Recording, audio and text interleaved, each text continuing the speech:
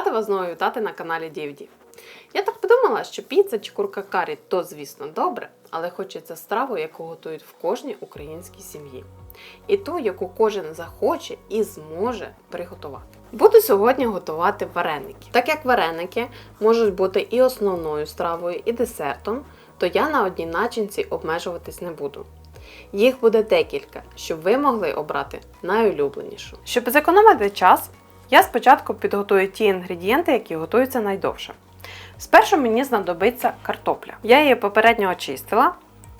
І тепер наріжу на маленькі кубики, щоб вона зварилась чим швидше.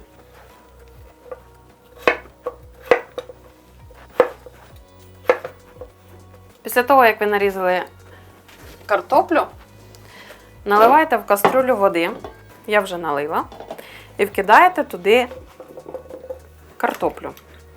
Ставите на вогонь, трішки підсолюєте за смаком і варите 20-30 хвилин до повної готовності. Найголовніше – тісто. Я пробувала робити різне тісто і вам покажу рецепт, який, на мою думку, буде найсмачнішим. Воно прісним не буде, і з ним вареники будуть смачними, тоненькими і повітряними. Отож слідкуйте та повторюйте. Спершу вам знадобиться молоко. Воно має бути кімнатної температури, або ж 40 градусів. Для цього вам потрібно його поставити в мікрохвильовку десь приблизно на хвилину-півтори. У мене ж воно вже тепле, бо воно довгий час стояло на кухні. В окрему ємність виливаєте молоко. В молоко вбиваєте одне сирове яйце. Додаєте солі та додаєте столову ложку олії. Чому я це все роблю таким чином? По-перше, в молоці легше буде розбити яйце, так би мовити, і розмішати з сіллю. Звісно ж, це робиться ще для того, щоб не було грудочок в тісті. І олію ми додаємо для того, щоб тісто було менш липким і, звісно ж, для смаку. Тепер черга борошна. Борошно я беру пшеничне і зараз його буду просіювати. Хтось вважає, що просіювати його не потрібно, що це ніякого результату і ефекту не дає для самого виробу. Дехто вважає, що все-таки просіювати треба, що за допомогою цього борошно насичується киснем і стає тісто більш пухкішим. Як на мене, просіювання все ж таки ефект має, а тим більше для тих, хто не дуже вміє працювати з тістом. Тепер будемо все змішувати. Для початку я в борошні роблю невелику ямку, додаю соди і потихеньку починаю вливати нашу яєчно-молочну суміш. Поки що буду перемішувати ложкою. В описі під відео я, як завжди, залишу більш детальний рецепт в грамах. Але є маленьке але. Тісто – це така річ, яка не завжди виходить прямо от як написано в рецепті. Дуже багато залежить від вологості борошна. Різні виробники борошна, відповідно, різне саме борошно. Я коли писала рецепт на тісто вареників, в мене було борошно одного виробника, зараз я роблю з борошна іншого виробника. І виходить так, що мені потрібно досипати більше борошна. Взагалі, коли працюєте з тістом, може статись таке, що воно може ставати густішим, рідшим. Тому робіть все поступово. І щоб ви могли вчасно або не долити рідини, або забрати зайве борошно. Коли вже тісто приймає ось таку більш густу консистенцію, ми починаємо його вимішувати потроху руками. Воно буде спочатку липнути, то нічого страшного. Так, можна його виймати з миски вже на стіл. Борошном посипаємо наш килимочок. Ось так от. Взагалі, якщо ви бачите, що у вас тісто не виходить, не засмучуйтесь, просто відкладаєте і робите нове. І ось таким чином потроху починаєте його вимішувати.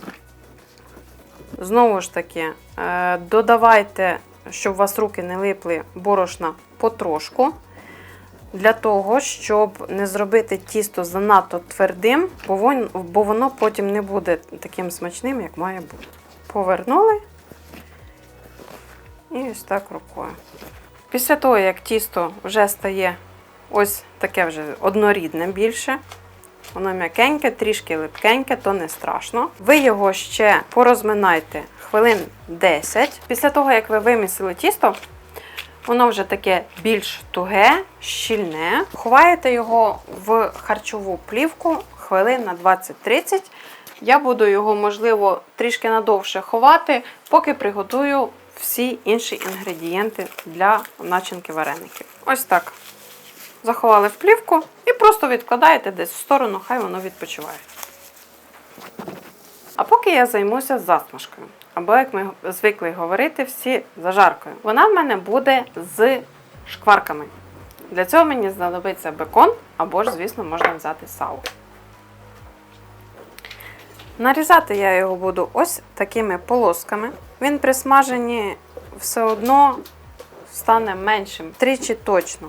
Так як жир весь з нього висмажиться. Ви ж можете, звісно, взяти сало, як воно має бути. Кожен працює з тим, що є. Нагріваємо, як завжди, дуже сильно пательню. Кидаємо на неї бекон і смажимо на середньому вогні. Нам потрібно, щоб жир з нього витопився і ми отримали рум'яну скоринку.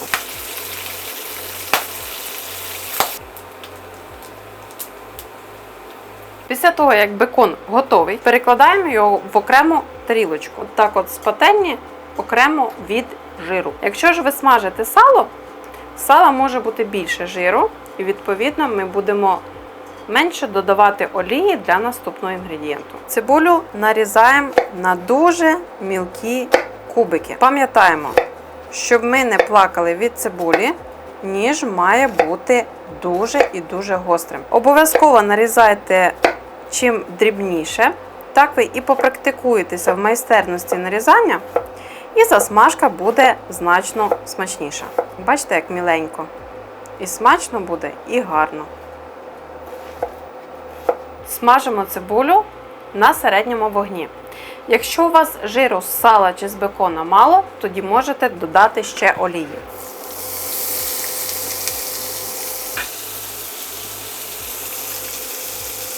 Не забувайте слідкувати за нею і перемішувати. Поки цибуля буде смажитись, я натру моркву. Натираю я її на мілку тертку. Засмажка нам жирна не потрібна.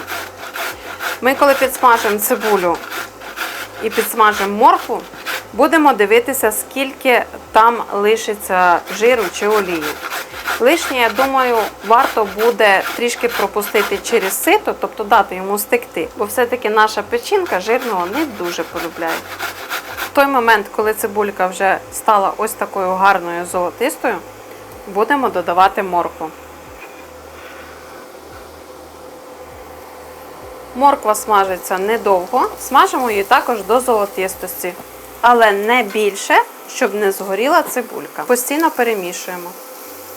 Коли цибуля з морквою майже готова, буквально там хвилинка до готовності, будемо додавати бекон. Бекон все ж таки вийшло трішки великими шматками, і за рахунок того, що він обсмажений, його дуже легко подрібнити просто пальчиками. І додаємо до цибулі з морквою. Тримаємо на вогні буквально хвилинку, щоб їхні смаки об'єдналися. В той момент, коли засмажка стає ось така золотиста, вона готова. Так як бачите, олії нема, жиру немає, зливати тут немає чого. Поки відкладаємо. Наступними будуть гриби. Я буду використовувати печериці. Наріжу їх теж дрібно, для того, щоб обсмажити на пательні. Ту ж пательню, де смажили засмажку, додаємо олії, небагато. І додаємо туди гриби. Знову ж таки наголошую, пательня гарно розігріта.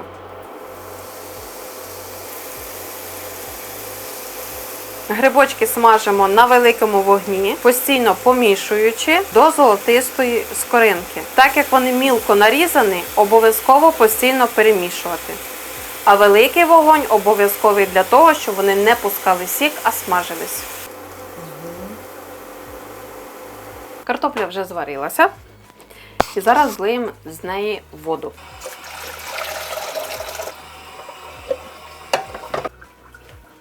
Картоплю ми будемо робити на кшталт картоплі пюре. Я додам трішки молока і трішки масла. Буквально для смаку додаю значно менше, ніж в картоплю пюре. Ось так. І переминаємо картоплю. Для вас це може здатись дивним, але якось, коли я готувала вареники, я чомусь про це забула і приготувала картоплю пюре. Так як у нас картопля має бути густіша, в мене ж, відповідно, вийшла рідша. Що я вам можу сказати? Таких смачних вареників я ще не їла. Так що обов'язково спробуйте. Після того, як картоплю перемняли, вона стала однорідною, щоб не було жодних шматочків. Відкладаємо її в сторону, щоб вона охолола. І останнім з солених інгредієнтів начинки наших вареників буде м'ясо. А саме копчена грудинка курки. Нарізаємо на такі кільця. Далі на полосочки. Намагайтесь чим дрібніше. Чим дрібніше, тим краще воно лягатиме в тісто, в сам вареник, і, відповідно, буде смачніше. І тепер на кубики. Коли картопля охолола, ми її будемо ділити на дві частини. В одну з них ми будемо додавати засмажку нашу, а в іншу будемо додавати сир. Ділимо картоплю по різних мисках. Іншу в іншу тарілку. Бачите, вона доволі густа. На смак як пюре, але по консистенції саме для вареників якраз. В одну половинку я додаю засмажку, яку ми смажили.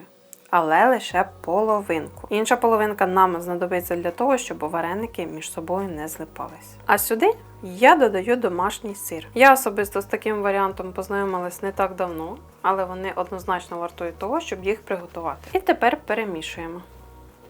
Якщо вам буде зручніше руками, ви це можете зробити руками. З інгредієнтами для солоних вареників ми закінчили. А також я ще хочу приготувати два види солодких. Один з них буде з сиром, інший буде з драгльованою вишнею. Зараз до сиру я хочу додати цукру. До вишні ж я буду додавати лише тоді, коли вже буду класти у вареничок. Бо якщо ми насипемо цукру зараз, то вишня пустить лишній сік. І перемішуємо. Зазвичай тісто розділяють на пару частин, потім нарізають його на невеликі шматки і з них починають формувати кружечки, з яких вже ліплять вареники. Я ж сьогодні буду готувати їх іншим способом. Це для тих, хто не має багаторічного досвіду ліплення вареників, а також не має того досвіду, що мають наші бабусі і мами. І зробимо ми це значно простіше, але не менш гарно, ніж в них. Перемну тісто. Воно вийшло м'якеньке і дуже гарно слухається. Ось такої консистенції воно має вийти. Від цього тіста, зараз трішки присиплю борошно, щоб воно про всяк не липло. Відділяю шматочок і буду його розкачувати. Для цього я беру качалку, обтираю трішки борошном і таким чином розкачуємо до товщини приблизно 3 мм.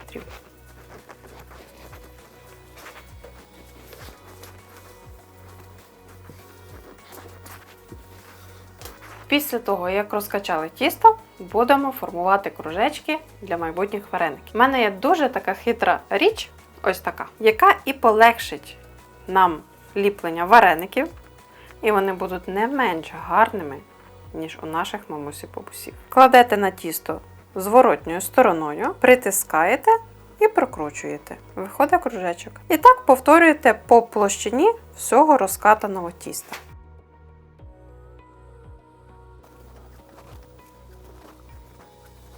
Лишнє тісто забираємо. Ось так. Кладемо до нашого основного тіста і ховаємо обов'язково в плівку харчову, щоб воно не обвітрилось і не засохло. Коли лишнє прийняли, рекомендую на іншу дошку, або якщо у вас велика, збоку присипати борошном дошку і ці кружечки змістити в сторону, щоб вони нам не заважали для подальшого виготовлення вареничка. Тепер далі працюємо з нашим тістом. Трішки присипали борошном, берете один кружечок, трішки борошна на качалку і злегка його розкачаємо, щоб стало більше. З тістом працюйте обережно, воно дуже ніжне, щоб не порвалось. Берете формочку і кладете сюди тісто. Будемо накладати начинку. Це бажано робити кавовою ложечкою, бо вона маленька. Так як вони маленькі, ми кладемо зовсім трішки. Якщо вам здається, що замало, то повірте, це означає, що достатньо. І закриваємо. І стискаємо. Лишнє тісто я заберу і відкриваємо. Акуратно його підштовхуємо ззаду, щоб він не порвався і випав. І ось. А тепер подивіться на перший. Вони вийшли однакові, як близнюки. Повторюємо з іншими те ж саме. Тепер робимо наступний з грибочками. Якщо у вас не виходить качалкою його розкачати, ви можете отак акуратно розтягнути його пальчиками по всьому периметру кола, можливо, так буде простіше. Берете формочку, кладете тісто, грибочок і отак обережно закриваю.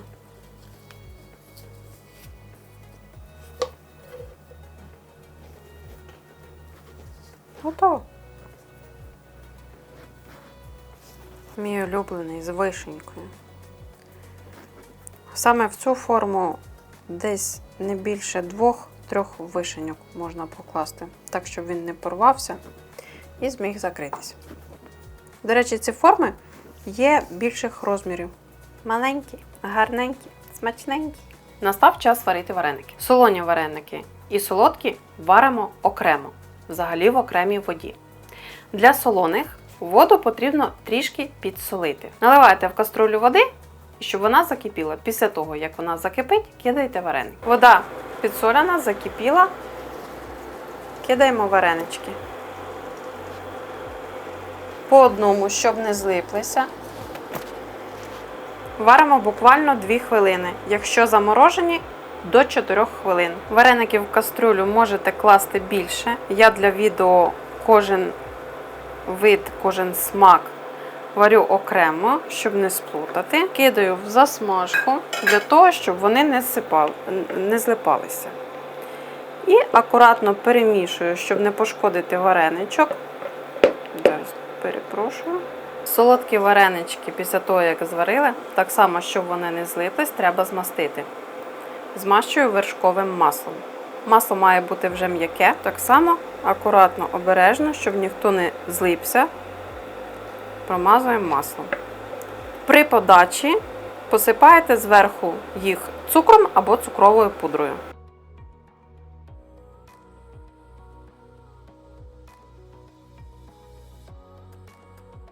І нарешті найулюбленіший мій момент.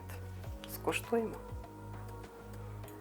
Вареник з копченою курячою грудинкою. Трішки сметанки. Це смачно. Це не так просто, як з фаршем звичайним. Це цікавіший смак, і він насиченіший. З грибочком. Як же без сметани. З грибочком теж дуже смачний, соковитий. Я б, направду, навіть печерицю замінила б на лісовий гриб. Смак все-таки буде значно кращий і більш справжній. З картоплею та засмажкою.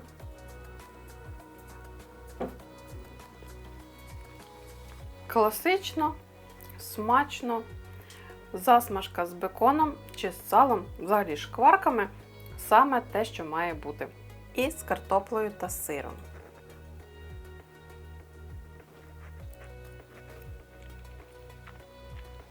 Дуже цікаве, як для мене, поєднання. Я звикла більше просто з картоплею їсти або окремо з сиром. А тут і картопля, і злегка кисленький сир. Дуже смачно, рекомендую. Тож перейдемо до солодких. Вареничок з сиром. Який же ж вареник та без сметани? От за що я люблю маленькі вареники. В них тоненьке тісто, воно не відчувається дуже сильно, воно гарно гармонує, поєднується з начинкою. З сиром, з цукром, ну хто ж не любить таку річ солоденьку. Чарівна вишенька. Це найсмачніше. Особисто для мене так точно. Я б з вишнею їла б кожен день. Вишенька свіженька, тісто тоненьке, зверху цукор, ще й це все в вершковому маслі. Що вам сказати? Смачна домашня страва, яку має приготувати кожен. У мене на цьому все. Детальний рецепт в грамах буде в описі під відео. Ставте вподобайки, підписуйтесь на канал, готуйте, смакуйте та насолоджуйтесь. До наступного відео.